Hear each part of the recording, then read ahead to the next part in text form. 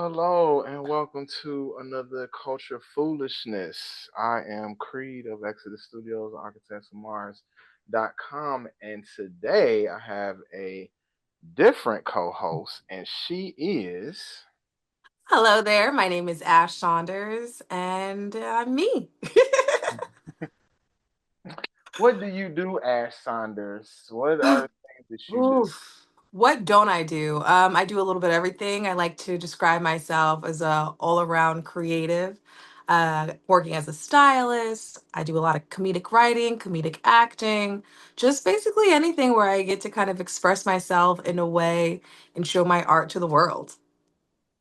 That is awesome, and that is why she's our guest host today. Coach Tamara Simone is feeling under the weather, and I decided to give her a break. And I have been wanting to have another person come on with me and just give us a different perspective. So that's what we have today. And the subject, and she is actually a great person to speak on these things. This is going to be about the power of black storytelling in film and cinema, TV, all of that. So, yeah, that's what we're talking about today. So, um, obviously, you're a writer. What are some things that just off the bat you want to kind of talk about today as far as this subject? Well, honestly, just even my journey into the creative arts, the entertainment industry as a whole, really kind of came from the subject that we're talking about today. So when I was a kid, like super, super little, my dream was originally actually to be a news anchor slash politician. Like I really was into politics, really into kind of like making a difference into the world and thinking I can influence it that way. And it was well, true to is I was watching the news at like 3 or 4 years old, and it got really scary because I was watching the news at 3 or 4 years old. So me at 3 or 4 years old, this is like the peak of like the Watts riots and OJ and like all this scary stuff. The desert was a desert storm. Like this is all the scary stuff that was happening, and I was like, ooh, maybe a child should be in a child's place because like this is a lot for me to deal with. And so I'm like, what's that pretend stuff going over there? Where can I play make believe? I'm like, I think that's the world I want to stay in. But another aspect of it too was I found that entertainment gave me more, or visual media gave me more influence out there, because I think that the news, like I said, granted I was a child watching this, but it's a little bit, it's not as digestible for people, a wide range of people to understand, but people can digest things in entertainment. That's what makes films like Pixar so interesting for kids, because they can break down difficult subject matters, that's what they do a lot, and make it more easier for kids to kind of understand. So for me, I was like, I feel like I would have more influence on the world if I kind of go through the storytelling route to expose people to things. And so that's kind of one of the reasons why I got into this field to begin with, because I want to be able to show my perspective on the world and my stories, but also give a voice to other marginalized groups and individuals who may not have that space or opportunity to do so. Mm, well, honestly, in the time that we are in now, I feel like that's more important than it ever was before because all the marginalized groups are trying to get silenced at this moment. So it's very interesting. By a gross orange man who don't know nothing about nothing, and a bunch of lackeys that are like other grown adult men. I was like, can we cuss on this? I don't know. No, totally. No, this is This is like all. This is other grown definitely ass not men. for the children. This is not for the children. I mean, Okay. I was like, yes, other grown ass adults who are like fixating on impressing this other grown man at the detriment to not only themselves, but literally the society as a whole. So I think mm, more than ever, like you stated, is so important, because they're trying to erase history. They're taking out of the textbooks. They're trying to get rid of staples in what we've already done and already established and act like it didn't exist. But through film and television, that's why I think, to jump into the subject matter, I think that's why diversity in film and television and media is so scary, because now you're circumventing the way that people were once educated or exposed to things, and doing it on your own terms, and that they can't control it is the reason why they were trying to get rid of TikTok. It's Yep. because people, once you have access to knowledge, you have access to a wider range of decisions and choices that you want to make for yourself. And you can see that the things that they try to make scary or demonize probably isn't as bad as they were trying to make it. They just don't want you to know that because it's easier to control dumb people. Yep. Exactly. Like my big thing is it seems like the word woke gets thrown around in a very irritating way. Like the dude I don't even know his name, because he's probably a newer actor, but he's the voice of Spider-Man on the new Disney Plus animated Spider-Man series, and he was like, yeah, when they called me, I was afraid that the writing was gonna be too woke and la la la la. And it's like, dude, you're like 27. Like, what are you talking about? Some 27-year-old white man, like, you don't even know what you're talking about. Like, Oh, first of all, that word has got commandeered by the conservative right and turned into a bad word, and it literally just means being conscious of things. So the fact that a word that means being conscious has been turned into a bad word, if that's not a red flag for anybody that's not walking around with a 50 IQ, then I don't know what to tell you. you're either sleeper or awake, and awake means woke. Mm-hmm. Like that's all it is. But this is also what happens when you commandeer things that don't belong to you. And at the reality of it, words like woke, words like DEI are basically euphemisms for slurs that you can't say. Because Mm. you actually want to say it. Like they're not using it as a scary word, they're using it as a slur. They're using it in a way, in a manner that makes you feel bad about thinking about the way your thought process is about things.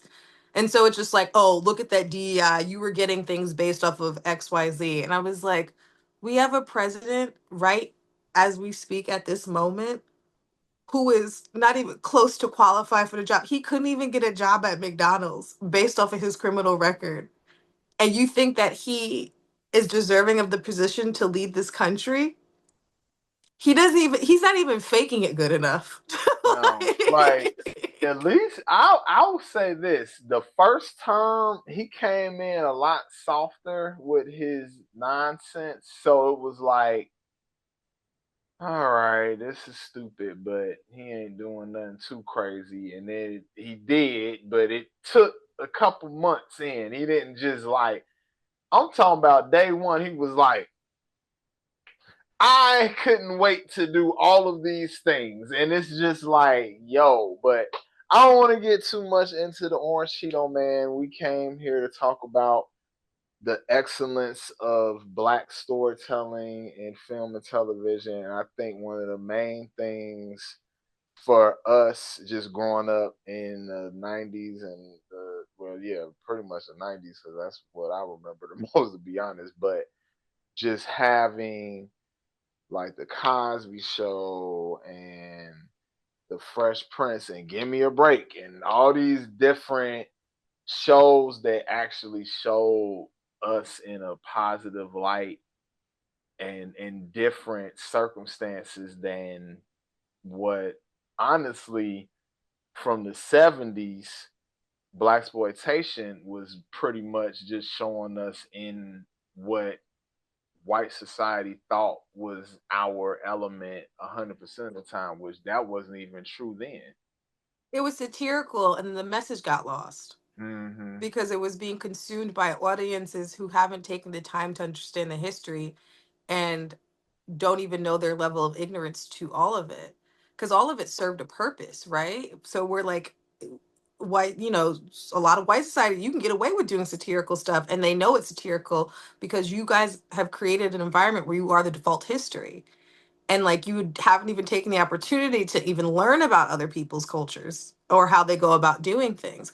That's why I think it is so important that we get a variety of our stories told, because as black people we're not monolithic. Mm. So like a story that I had mentioned to you before was in college I was able to participate in a program called Creative Minds in Cans, and it was basically, and they've actually since then expanded to like the Berlin Film Festival, Toronto Film Festival, Sundance. They've actually expanded pretty far, but it was a group where they basically took individuals to different film festivals, this one being the Cannes Film Festival in France. And they had three different tracks. You can go as a networker, so you're basically kind of going out there networking and vibing.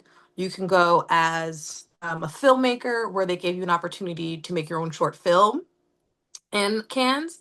And the last one was the internship track, where you can go out there and work with different film businesses to and do an internship out there. I had two friends who did the internship track. I got my application late, so I had to do the networking track, but I did do some films out there, so that was fun. But it was founded by this man named Rob Ford, who was from California originally and went to Howard for college. And, just because of access and things, you don't tend to get a ton of West Coast kids going to HBCUs just because it's on the East Coast or the South, so it's pretty far away from them to kind of like leave, their home, and then other factors that may contribute to it. But he was basically saying, when people were first meeting him, how like when they were like, "Oh, you're from California, you're from LA," their only reference point for Black Californians was Boys in the Hood. They didn't have any sort of viewpoint to anything outside of that, because they're only being exposed to what they're seeing. Because if you can't fly out to California to see it yourself, how are you going to know? Unless it's through media. That's what makes media so powerful. And so for him, that was kind of like the catalyst for him to kind of get into this industry, to make sure there was so many more stories told, because California, Los Angeles alone has such a rich and diverse Black community. I know it doesn't get spoken a lot about it, and like there's a lot of transplants who come out here who don't feel like they can find that community, but it exists. It just exists in different pockets. I think now, because I moved out in like 2012, it's been a lot different than it was when I first moved out, but it's expanded because there was a void that needed to be filled, which was community. And so there was people that were filling that void through, connections or whatever, through connections like that. But then also shows like Insecure started to come out, Hmm. which Yeah, came as kind of more of a diverse. Even giving credit to the Fresh Prince of Bel Air, that was a Black family in the '90s in Bel yeah, Air. yeah. And that show, the thing that's interesting about that show is, I don't know if you watched the reboot that's the more dramatic version where Oh it's just yeah, called Bel Air. That show is actually really, really good. And I was definitely sitting there kind of like, what you about to do? Ooh, as soon as I seen it, I was like, oh, you know what? The premise of the show actually lends itself to a more dramatic version of the telling, because let's face it, even in the way Will Smith rapped something that was kind of like some real shit, he trivialized it in the rap, but he literally got in beef with some gang person and he had it in a rap for 2 seconds, and they just fleshed out the aspect of, nah, if you got some shit going on in the hood with certain people, it ain't gonna go away until something happened bad. somebody got So to go the away. fact that his mom, made him go away and put him in a better environment, but obviously you from this other environment, which they comically did in Fresh Prince, but they dramatically fleshed out in the Bel Air show. And I was like, it's rare that something like that can translate to a different style of storytelling, but that actually did. And it just is a testament to the versatility of our stories, because shit, you could take, and this is just off the top of my head, just I thought about, what if somebody took Sanford and Son but did it in a dramatic way instead of a comedic way? You totally could. They was in Absolutely. the hood in Watts, and this was a few years after the Watts riots. They're selling junk. That's not very glamorous. You could make that depressing instead of making it be a comedy point. It like so many different The elements conversation that about you could do. gentrification and the Oh, environmental aspects to it. boom. because we don't talk about like environmental racism enough. You know what I'm saying? Like that could have been the whole premise of the show of like lacking resources and like trying to make your best and like selling of the scraps and doing what you got to do. There's because we are so diverse as a community, including our storytelling. To piggyback off what you were saying about the Fresh Prince of Bel Air, that's a fish out of water story with all black people. Mm, Like, and so it's telling you right there we don't all have the same lived experience. We have similarities just because at the end of the day, if you're black in America, we are navigating the how we navigate. It varies based off of certain your physical appearance, your socioeconomic status. And so there's just some things that you just encounter. If someone's racist, doesn't matter if you are rich, poor, light, or dark, they're gonna be racist. Like that's just like how it is. And so that's the shared experience. But a lot of other things aren't aren't necessarily like things that translate to all parts of our community. And so mm. why this is why we need those stories told, because I'm a believer of like I do think that the stories of the hood need to be told because I think that is an aspect of black life. I think the problem comes when that's the only version of black life that you're telling, when you're not talking about the black suburban life, when you're not talking about even like the very very wealthy black experience in all white environments. Honestly, besides Bel Air, it's really not a lot of examples of that. Like, I feel like in the 90s, it was this weird kind of time where it was a lot of new networks and people just being more adventurous. So we were getting opportunities to tell different versions of our stories. Like, you had The Wood, you had Best Man, you had like all these different things.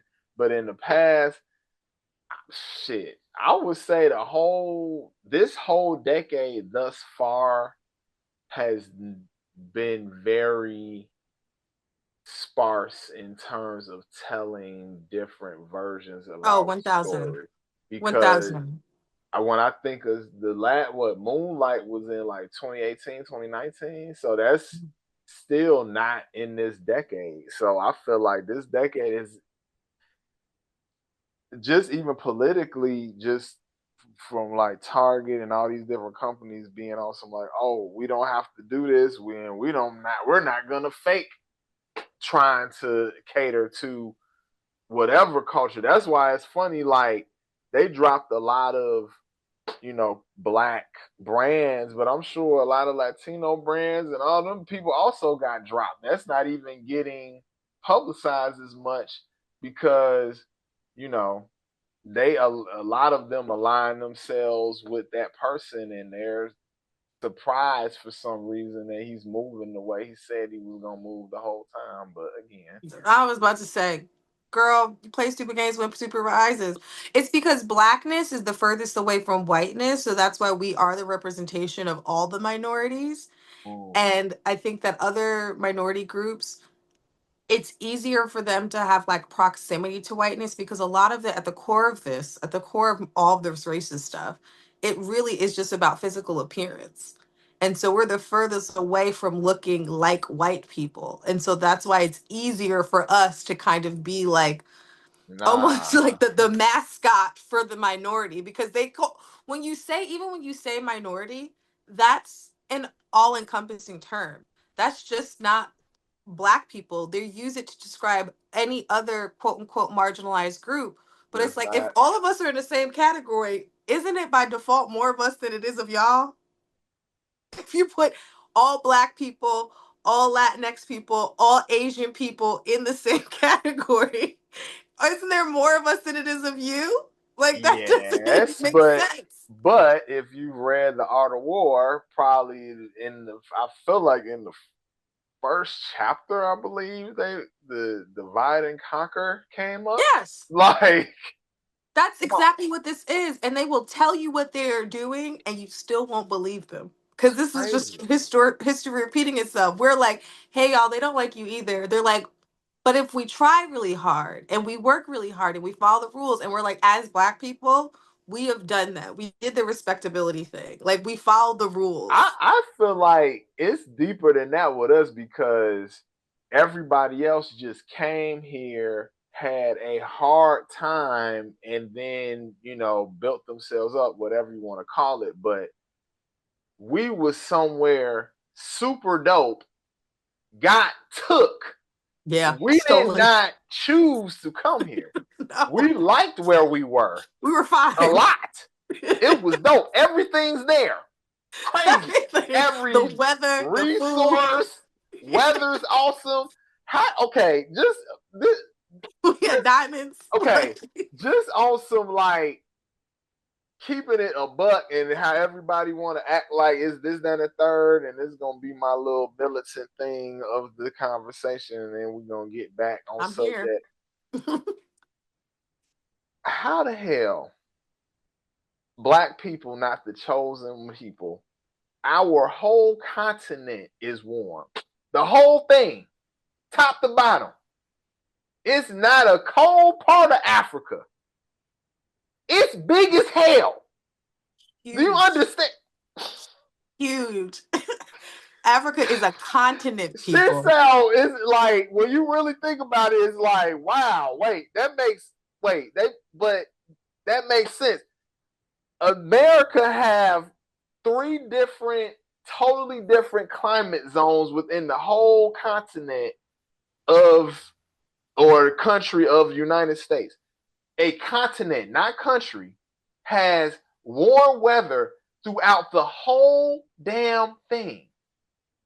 It's a little bit cold at the top sometimes, Yeah, a little chilly in barely, in the winter months in the deserts, but in barely. the mountains and mountains, because that's just science. Like you can't like how So, you go. but that's a whole nother thing. I ain't gonna get too Oh deep yeah. into that. I ain't What's gonna get yeah? too They deep steal into all our that. stuff. You like our food. You like our dances. You like our facial appearances. So, Just not on okay, us. let me ask you. So, have you seen Black Panther, the first one? Yes, Okay, did you see the second one? I haven't even I seen did. the second one, so you're better than me. I just they pissed me off too bad. I've still been boycotting that movie forever. But one of my friends actually said something. It kind of brought up a debate within our little group chat about Black Panther, and it's and this kind of goes to what we've been talking about as far as the point of view of our stories coming from us, right? So, like, Black Panther, at the end of the day, great character. Love that Marvel made him. That's great. And it made him very powerful in a time that, you know, we had no power barely in society. So for a white person to think of a character that's black and make them that strong, that's beautiful. However, the the shackles of the way this character moved was because he was created by white people. Because there's no way that it's a whole nation of technologically advanced black people that can, if they could do all the stuff they can do within their country, they got satellites, they could see what's happening, they got TV, they can see what's happening in the world. You just about to let the whole earth beat down on all the brown people on earth that look just like you, and you got the power to not let that happen. So that in itself shows me that a white person created that character because that's the first thing. And they tried to address it because obviously they had a black director, Yeah. whatever. So they tried to address it in the first movie, and that's was the beef between the brother and the Black Killmonger and Panther that yeah, was the father of the little current one, dread bag. whatever. But any black person, and see, that was almost the problem with that movie because it's almost, I hate to say it, the rewatch value of that movie isn't great in a sense because if you're smart, you're watching it like Killmonger was the hero for real. Fucking the brother that's Killmonger's father, he was actually doing what? Why the fuck are you not doing what he's doing? Like, why are you not doing that? And that just shows how having white people guide our stories. They created a character that fundamentally was damn near impossible for Ryan Coogler to make a story that worked fully because how that character really moved in the Marvel universe didn't even make sense. Well, yeah, it's because like it's the same thing of like we've seen it in other black storytelling where it's like we can't never have a happy ending because it makes sense. I mean, that's the whole issue that a lot of people had with Queen and Slim, where it was like, what would have been like, and I think because I did go to a screening of that where was it? I went to a screening to watch, and there was a Q and A talk back about it with the director and the lead costumer. Was it Lynn Matsukas? I can't remember, but like I don't want to get people's names wrong. But like they did a talk back at USC, and I was able to see it. But I think it's because when the film was originally written, it was prior to, and it doesn't justify it, but I can see why this is the way it was prior to kind of like that black trauma porn decade we went into when it came to a lot of filmmaking and storytelling and like that we did in this because I think that's what replaced the renaissance, the golden age of like black 90s entertainment because that was kind of like the renaissance of it all. And I think as time progressed, which is crazy because it was like UPN huge, when you think about the Mm. shows that were on UPN, none of them steeped in black trauma porn. We had soul food because you got to have the good with the bad. Like we did have soul food, but we Well, you also talk had about brown the movie sugar. Soul Food or the show Soul Food? Because the show Soul Food Well, on Showtime was actually pretty dope. yeah, the movie was like The okay, movie was like, uh, she got to die of diabetes. right. But the show kind of redeemed the movie for giving the movie kind of a larger story for the characters outside of the mom dying, whatever, the grandma dying.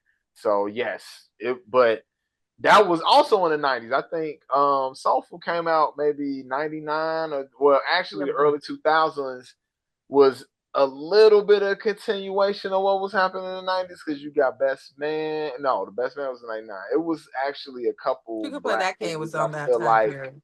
in the herb from the first 5 to 6 years is a few like still okay, this positive, whatever. And then it turned into this kind of like we didn't have anything for a while. It was just very few and far between because I think Girlfriends was out in the late 2000s, right? Into Yeah. the tens. Then that went away. And They then we got had all The of UPN. Wire, but The Wire was very much, it was a dope show. We're not going to take nothing away from it, but it was showing us in kind of our worst state at the same time. I do think that post Trayvon Martin, I think that's kind of where the shift happened, where it became a lot of police brutality based black trauma porn. It Mm, was like moving in that direction. I think everything became about like, and then I think that was exasperated in the 2020s because it all became about police corruption and like their and how that interact with the black community when we had such we had so many even like children's programming that I think about like Gullah Gullah Island, like that was the mm, first I like it wasn't even until I became an adult that I understood like oh this is like the Gullah Geechee people, like this isn't like they talked about it on the show and like I had access and exposure to it but didn't I didn't understand how powerful it was at the time because it was so second nature, it was so normal, like a different world, like the mm. black HBCU experience. I mean, even Living Single, the most iconic sitcom, this was the basis of Friends.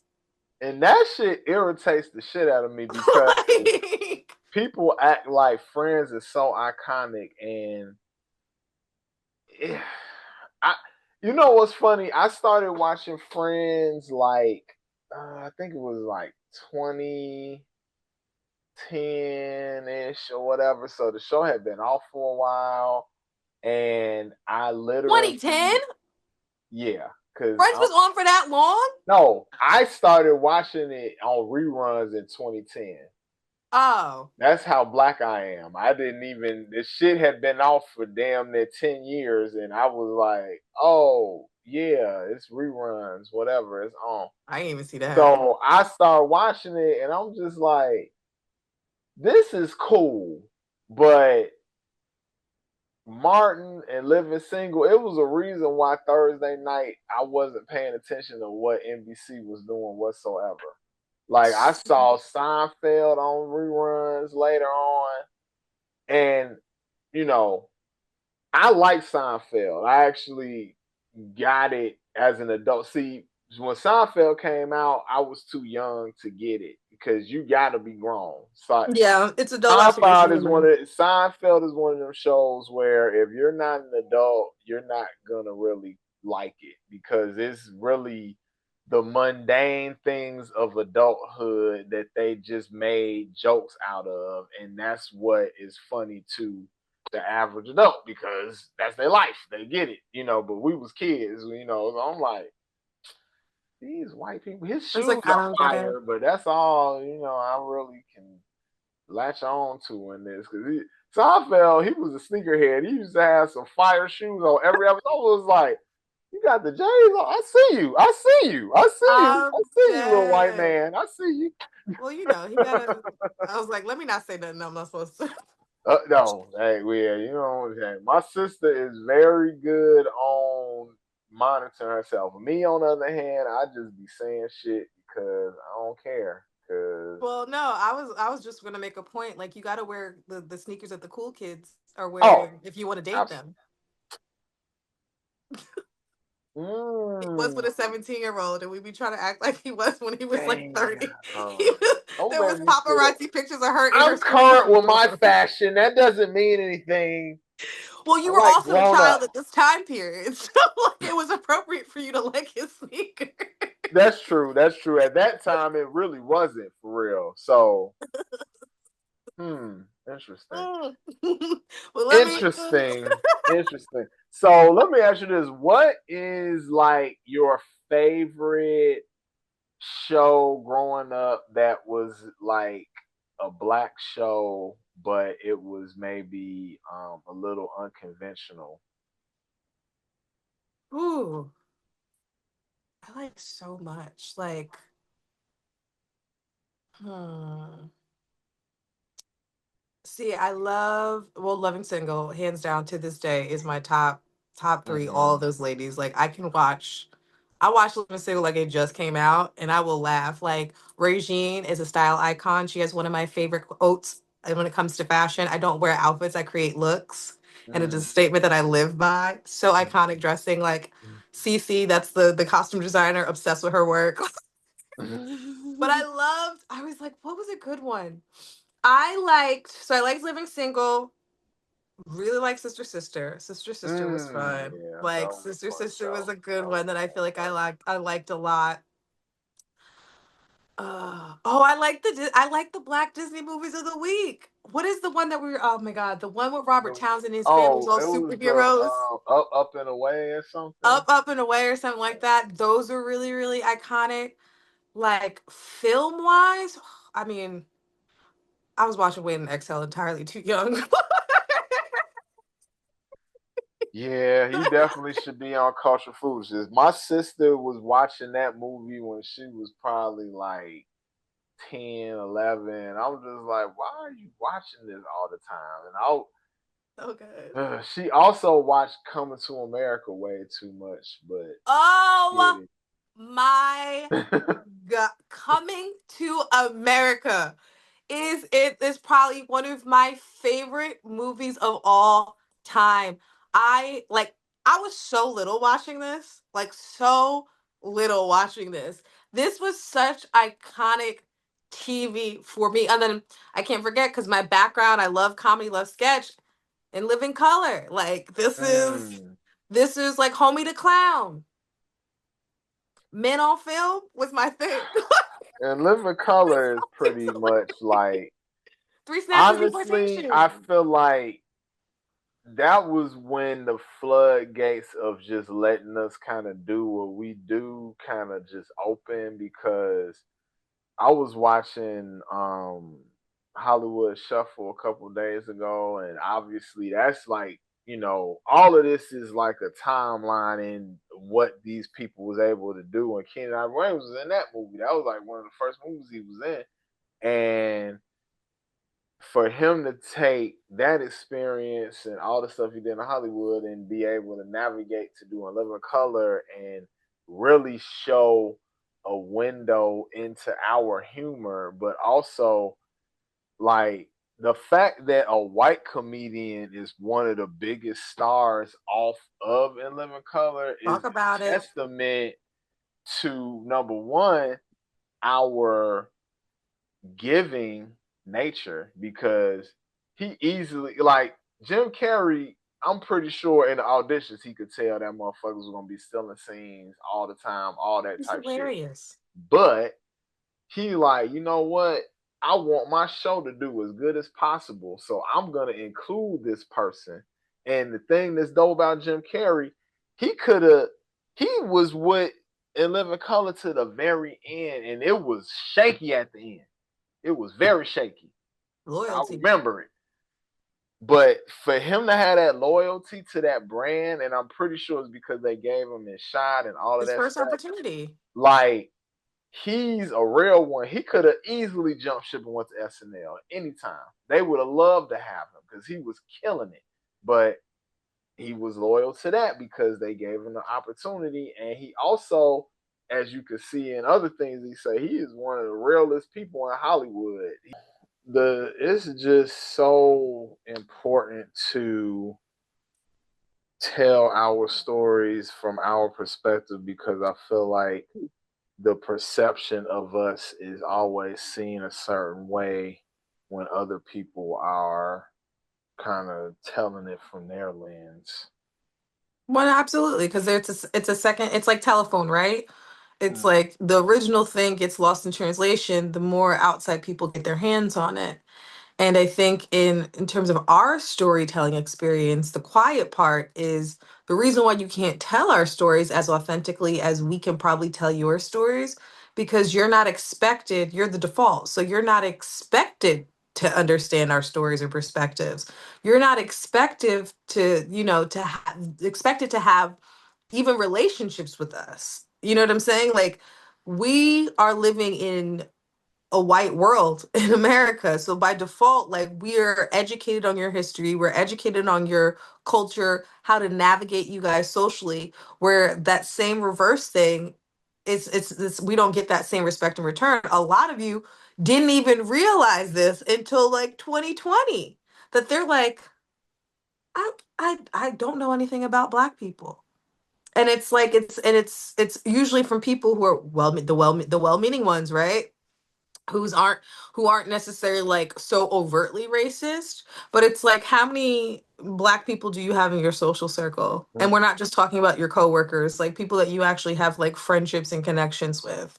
And a lot of you just realized 4 years ago that you don't. So how can you tell our stories authentically? You can't. Absolutely, You absolutely. I can't. mean, it kind of speaks to I don't know. This was actually something me and my sister was had talked about on one of our lives not too long ago about Jaleel White and how he was speaking to why isn't Family Matters in the Pantheon of all these, the Martins and the Living Singles and Living Colors. All this is because your show wasn't ran by black people. It was a bunch of white people writing what they thought black people would be doing. I mean, there probably was some black people on the staff. I'm not gonna act Yeah. like it wasn't, but they wasn't running the show. And it shows because they let you walk around in some tight ass pants and suspenders until you was 25. That shit crazy. Well, truth be told, like you mad at the wrong people when it comes to how your image was used. And then also there's also a little bit of internalized anti-blackness in that statement to say that first of all, hugely successful black show, Yeah, very, very popular. But for you to be a black person yourself and to kind of relegate your entire community to such a small point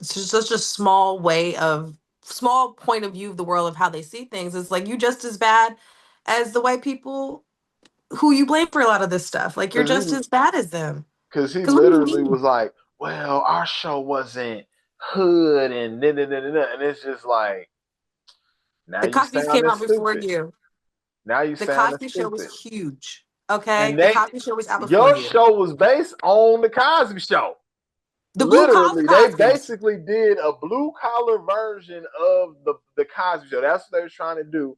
And mm, I'm gonna hold back because I was about to say something not great because there was a kid he started as that character, but they took your character who was really a caricature and then like, oh wow, the audience like this, i.e., white people watch this show.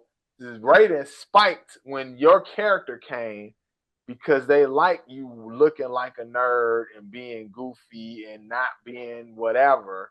being And palatable, being now, non-threatening. bang bang, and then this show becomes popular. The character, the actors that the show was made for literally got pushed out in the storytelling of the show because they focused Oh, it on him. Because it was supposed to be the woman, because she was on Perfect Strangers at first, and that the was the wife. spinoff. That was a spinoff of that show, and then the guy that was they chance to be the leads of the show, but I they mean, just think of that. so that's all I'm gonna say I about was about to say, Jaleel. yeah, he got to talk to the lady about that because you putting the blame of the onus of responsibility on the wrong individuals. Like even just to even what we were talking about before, the what was it called? Coming to America is such a wildly popular classic black cinema about black royalty, African royalty coming to the States to go find his queen with, let's face it, the McDowells were upper middle class black people. Like, sure, we had those scenes in the hood, but like that was kind of a part of the storyline of him being like, I want her to like me for who I am and not my money. But Mm-hmm. there But was he no still gangster stuff in he that. wasn't he didn't try to look for his queen around the corner from his house. He was definitely going other places to look for her because he knew at the very least you had to at least be this to be Yes. accepted in my family at least.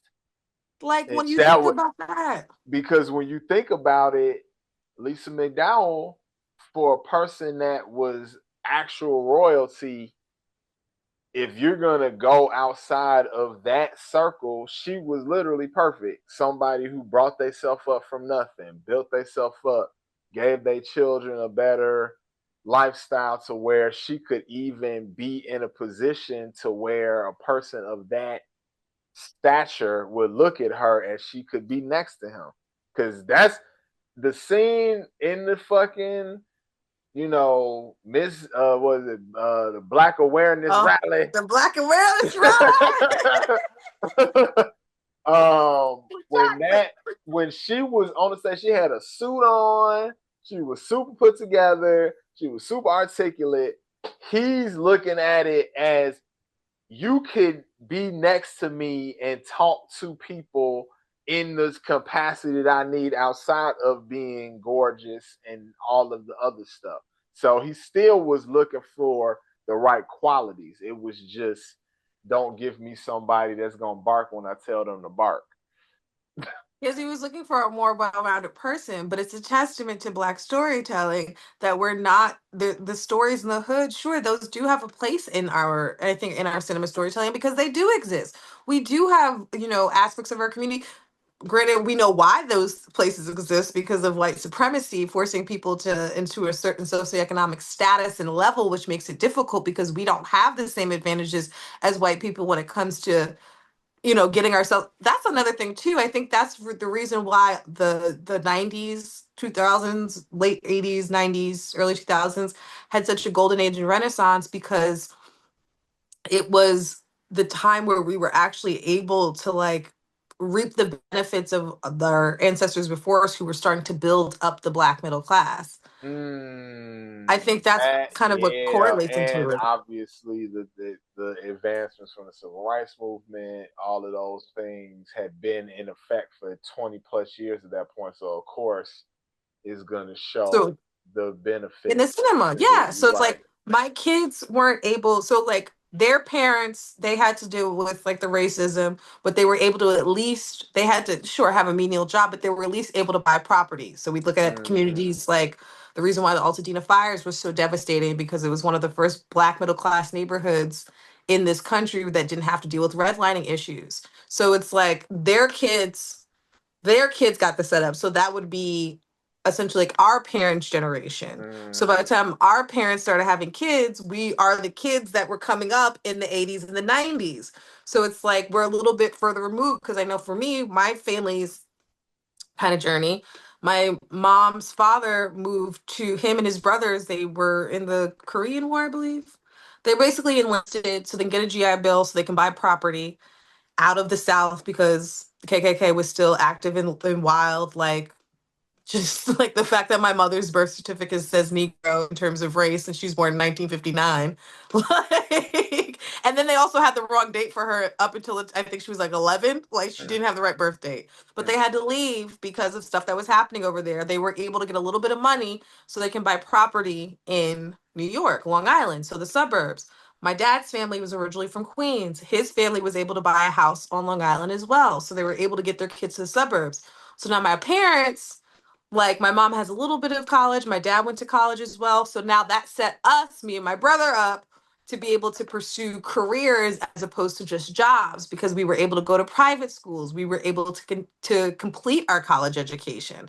But it took three generations just for me to get here, and still I am like have to do better for my kids. But like we didn't have the luxury of generational wealth. We're just creating it 2 generations ago, where we're competing with people who've had it for several generations. Yep. And I think that because that 90s, that pocket of time is when you first started to reap the benefits of the black middle class. You had the Jack and Jills, you had people that were able to even get jobs as writers in the first place. Yep. Because you can't have at that part in time, like it was difficult to have a passion career. But I think who is it?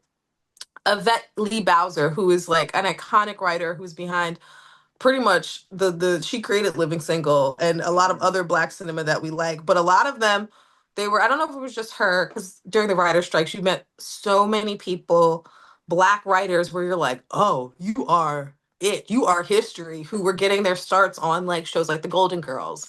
And so because they were able to kind of inch their way into those rooms, it was able to set up and they get, because I think there was a black woman that was on Family Matters and she was probably one of the first ones. So any site sort of, she was basically the voice for that. I cannot, her name is eluding me, but That like, makes sense though, because the first seasons were a lot more grounded and it just started getting out of hand the further and further you got. And I know for me, I probably stopped watching it at a certain point I because guess I Stefan was too, Rappel. I mean, that was okay, but it just started, it was so many things that was, I was just like, yeah, I'm cool. I mean, I wasn't even watching I mean, the TGIF block like that. I think it was a point where they was showing like Darkwing Duck, and I was just watching that, and that's it. Cause I didn't even care about the live action shows no more. I was like, I'm cool.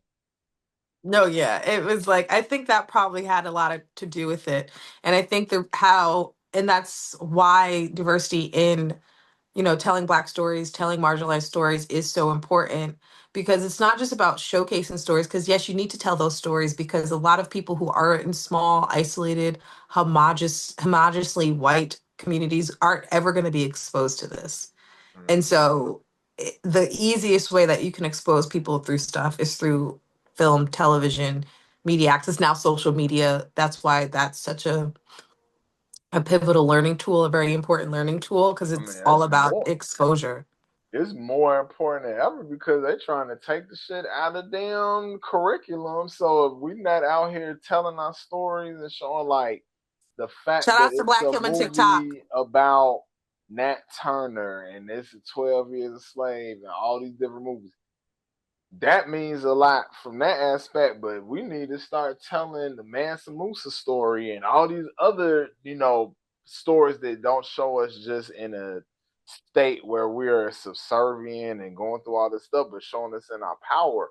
And I feel like that's one of the main things that we can do going forward, which we try to. It's definitely been stories like that, but even telling our stories from the past, I think that's something that's super important going forward. But Oh, absolutely. More diversify historical figures.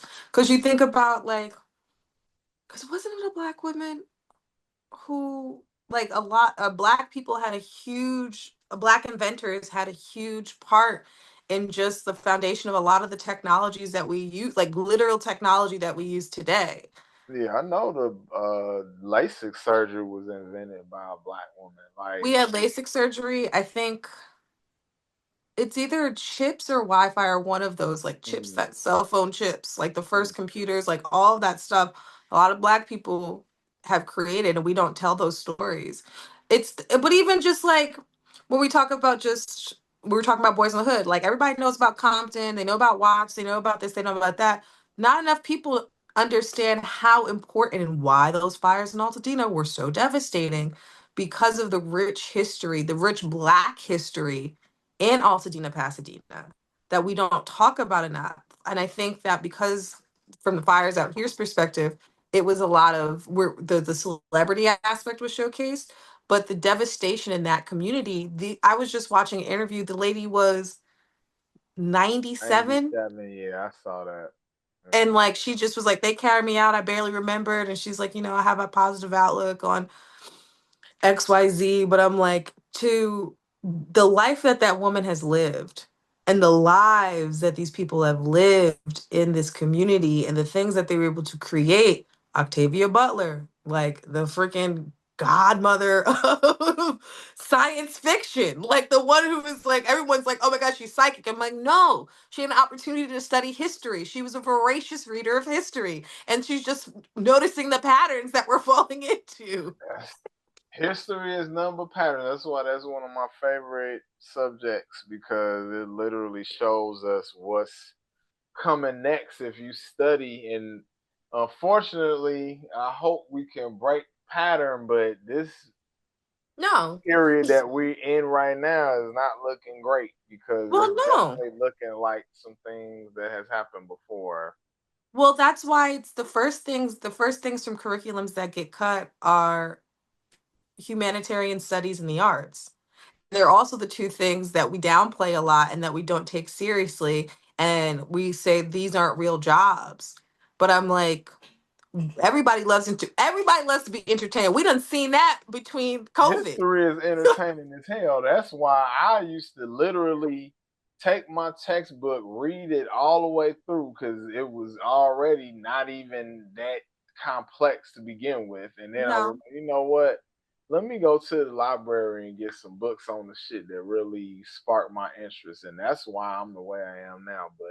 They have to rebrand it. If we started rebranding history as gossip from the past, But I think that more people, like the amount of people on TikTok who like just have history TikToks about stuff from decades ago, I love them. I go down wormholes because all this stuff was documented. Like we have proof of it.